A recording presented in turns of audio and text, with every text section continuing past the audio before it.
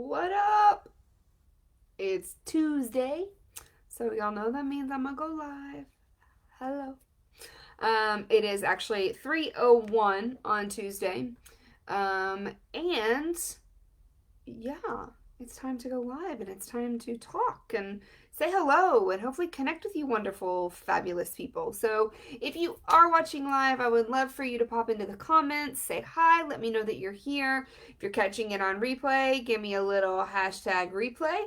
I'm going to give everybody just a minute or two to jump on with us. I would love, love, love it if we had a few people on so that we could do a little bit of interacting and engaging for this one. Because I think this one's going to be, I know it might be controversial for some. I think it also might be like a major moment for others. So, yeah. I hope everyone is doing well. It's Texas here, right?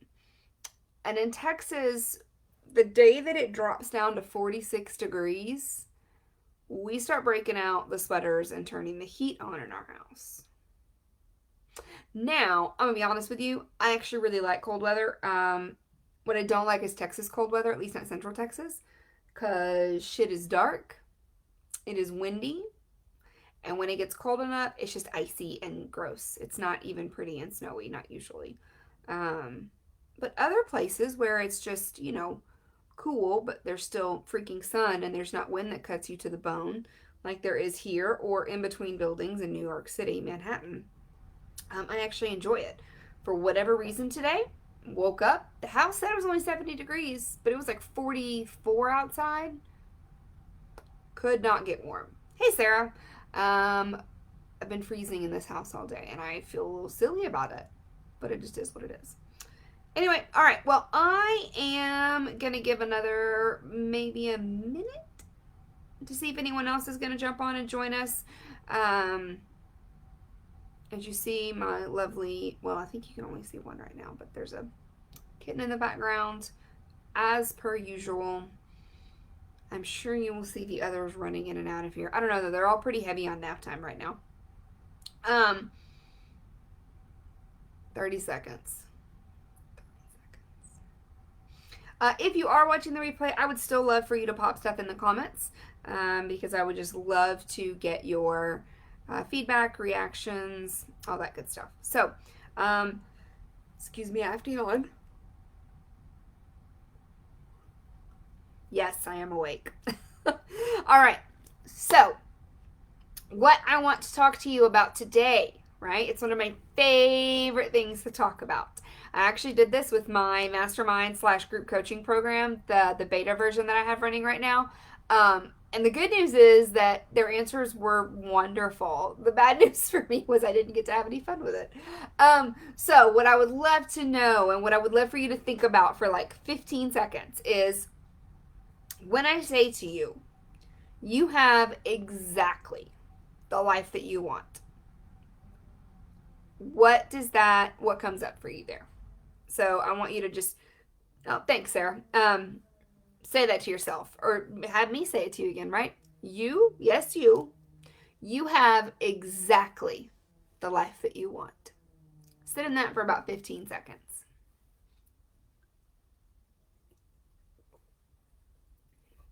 There you go. Okay. So, with my beta group, they were like, I actually do have the life that I want, which is such an amazing fucking answer. I can't be mad about it. However, when I've done this with different people or in different groups before, which I have, because y'all know me, I love to like stoke the fire and pick a fight, right? And people almost rear back a little bit. They're like, no, I don't. And then I get to have fun, right? I get to argue, not emotionally, and go, yes, you do. And usually the really fun part is that you will get, or I will get all kinds of reasons why I'm wrong and they do not have the life that they want. Here's the thing though, friends. If there's an aspect of your life, and I would wager that there is, where it's not the life you wanted, right? whether that means it's in the clients that you're booking, the growth of your business, it's in the money that you're making, it's in the friends that you have, your level of activity, your, health, whatever it is, right? If there's an area that you're like, no, this is not what I wanted, then the part that I challenge you on and that I kind of argue back, right, is that on some level it is. And Sarah, and I love what you said, right? Because Sarah, the first time somebody told me that, I was offended too. I was like, you don't know me, you don't know my life. But the more that we allow ourselves to embrace growth mindset and actually sit in things like this and listen to why that might be true, the more we are able to grow and then change our circumstances. Yeah. So here's a little bit, and I do love to go a little bit sciencey and nerdy on you. Y'all know that. Okay, but I'm not gonna let go crazy, I promise. So here's a couple cool things about the subconscious, right? Number one, your subconscious will never make you a liar. Never. It's not able to do that. It doesn't have the capacity. So if you are in your subconscious thinking how wonderful you are, your subconscious will find things to prove you right. And if in your subconscious you're thinking that you're not worthy, that you're a failure, that you can't do this, then your subconscious will also find ways to prove you right there. And y'all know how it is, right? I'm going to borrow this example from the amazing Dr. Stevie Dawn. She talks a lot about when she's talking about mindset and kind of what we focus on. I'm sorry, I'm having to readjust because my back and my face is like all up in your faces. She talks about like if you decide that you want to go get a yellow car, right? All of a sudden, all you're going to see are yellow cars. And it's not that there is an increasing amount of yellow cars on the road, but that's what your subconscious is now focusing on. So when we look for things to be wrong, we're going to find them. When we look for things to go right, things that are right, we're going to find them. That's also why people will tell you don't go through your significant other's phone, right? Because if you look long enough for something, you're going to find it. Because your subconscious is never going to make you a liar. Here's the second cool thing about your subconscious. Your subconscious does not process negatives. And here's what I mean by that. If I tell you, and this is the one that I really love to use, right? I've used it before. If I tell you, whatever you do, do not, under any circumstances, think of a purple cow. You now have a purple cow in your head, right? Because the subconscious doesn't process the negative. It didn't process the don't. It just processed the purple cow, right? All of that to say this. Now remember, whatever reaction you had, if you went, I do not have the life that I want, and you're starting to list the things that are not the way you want them, that's your conscious mind. That is your conscious mind saying, I don't live where I want to live, I don't have the house I want to have, I'm making the money I want to have. That's your conscious. Well, but what is the subconscious saying, right? So there are two ways that we can look at this and two ways that we might be creating things that we say we don't want, but we actually do, quote, want. One of the ways that we can do that is when we focus so much on what we don't want, that's oftentimes what we end producing because of what I just explained, right? The subconscious does not process negatives. So if we're like, I really don't want to, now I've lost all my examples. Wow, that just right on my head. If you're thinking, man, I don't want to screw this up. Man, I don't want to screw this up. You probably gonna screw it up, right? Because all your subconscious heard was screw it up. And when you say I don't want to screw this up, you start thinking about all the ways that you could screw it up, right? So that's what we end up, and you can call this whatever you want, whatever resonates with you. If you don't like the term manifestation or woo-woo or whatever, that's fine. It's whatever resonates with you. But this isn't just the mindset woo-woo stuff, y'all. This is, again, straight up science. Yeah? So when we focus on what we don't want, we're still focusing on that thing. And because our subconscious will not make us a liar, it searches for ways to prove us right into what we have fed it, whether we meant to feed it that thing or not. Yeah? The other thing is that with all of, I'm trying to get the best, I'm trying not to like ramble on and get too sciencey and geeky with you guys. Okay, so you don't process in negatives, right? So that's part of the problem. Actually, we're going to split those two up a little bit more. Let's do that, right? So we don't process negatives and we focus on what we don't want. Those are the same, but they're not. Yeah? Because ultimately, what we need to recognize is, and actually, no, I'm sorry. Sorry, my brain kind of went squirrel real quick. Let's take that back a step, okay?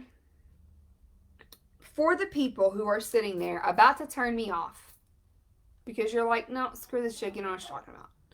I did not want to make the money I'm making right. I want to make the money I'm making right now, right? Maybe you're barely scraping by, and you're like, this is not what I wanted. My argument with you would be that somewhere it is, and really, what the work there is, it's trying to figure out why we might not want that thing we say we want. Here's a perfect example. If I say, I want to make 6 figures, there might be some underlying fears or beliefs that say, I'm afraid if I make that kind of money, I'll mismanage it and I'll waste it. I'm afraid if I make that kind of money, then the level of business that I'm taking in, I won't be able to handle it and I'll fail. So when we have those fears or concerns, those actually end up turning, that's where the subconscious and the conscious have a battle. And the subconscious almost always wins. Usually because we ignore it, we're not even aware of it, and we don't do the work to dig into what's going on there. Yeah? So if there is an area where you say, nope, not what I wanted, then my challenge for you, and what I hope you would do, is to start digging into that just a little bit. You don't have to dig deep back till you were, in utero, right? That might work for you. I know that works for some.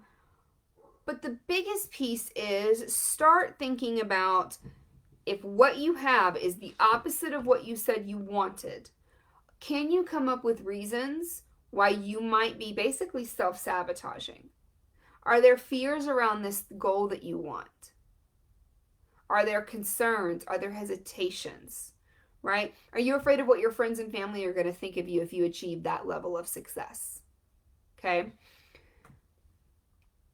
I keep losing my train of thought. Y'all, that's maddeningly frustrating. Give me 2 seconds to get it back. Oh my gosh. Y'all. If you ever needed more proof that progress over perfect, you're looking at it right freaking here. Oh, got it. Sorry. Train's back on the track. The other example that I was going to use, right, because I've heard this before, and I've actually used this before, is, okay, fine. I want to be, not that this was a want that I had. That's not what I'm saying, because I don't like that it paints me. But if you're like, you know what? I wanted to be the sexiest motherfucker on the planet. Okay? You do not, at this point in our lives, we have not mutated to the point of being able to affect our DNA and structure, right? So in that case, that is true. But what I would then respond to you with is, my guess would be that if I'm coming to you and saying, I want to be the most attractive woman on the planet, that's probably not actually what I want. That's the vehicle I see to get me what I want. Maybe what I want is attention. Maybe I want to be famous. Maybe I think that's going to get me, the love of my life, or more friends, or popularity, or whatever the case is. But I obviously I can't say for sure.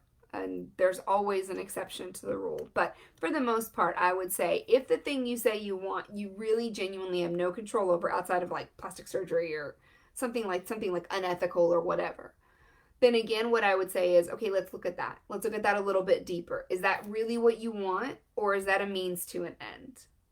Because here's the thing. Ultimately, when we want something, like really, really fucking want it, You will do whatever it takes to get there. If you say that you want to be rich and you are not rich, then I'm going to tell you that's not what you want.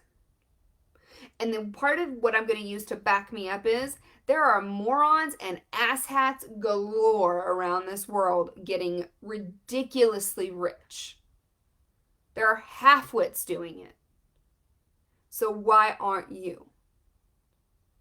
At some point, your subconscious is telling you a story that's self-sabotaging you to get there. Because again, if that's what you really wanted, you would go and do it. I want to be making more money than I am right now. I can talk about that all fucking day. But if I continue to do the same things that I've been doing to get me where I am now, and I expect to make more money, that's willful ignorance. Yeah, that's the definition of insanity, which we're all familiar with.